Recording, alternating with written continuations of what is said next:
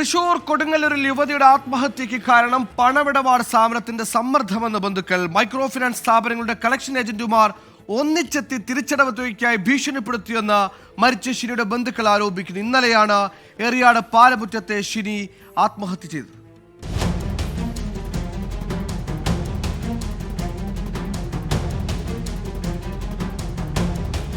വ്യാഴാഴ്ച ഉച്ചയോടെ എത്തിയ കളക്ഷൻ ഏജന്റുമാരുടെ സമ്മർദ്ദം സഹിക്കാതെ ഷിനി കിടപ്പുമുറിയിൽ കയറി വാതിലടക്കുകയായിരുന്നുവെന്ന് സിനിയുടെ ഭർത്തൃപിതാവ് രമണൻ പറയുന്നു.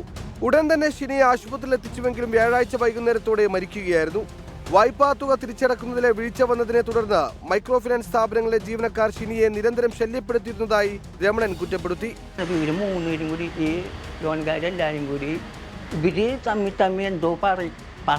പറഞ്ഞത് എൻ്റെ മരുമോൾ കേട്ടിട്ടുണ്ട്. തയ്ക്കാൻ പറ്റാത്ത എന്തോ കാര്യമാണ്, ഞാൻ കേട്ടില്ല. ഒരു പറഞ്ഞിട്ട് ഇവള് പേരെ വിളി വന്നുമ്പോൾ അത് അടച്ചി അപ്പം വാതിലടച്ചിരിക്കുന്നതിരിക്കുമെന്ന് ഞാൻ വിചാരിച്ചു. ഷിനി ജോലി ചെയ്യുന്ന സ്വകാര്യ ആശുപത്രിയിലും ഇവർ പണം ആവശ്യപ്പെട്ട് പലതവണ എത്തിയതായും വീട്ടുകാർ പറയുന്നു. സംഭവത്തിൽ പോലീസ് അന്വേഷണം തുടങ്ങി. 24 തൃശൂർ.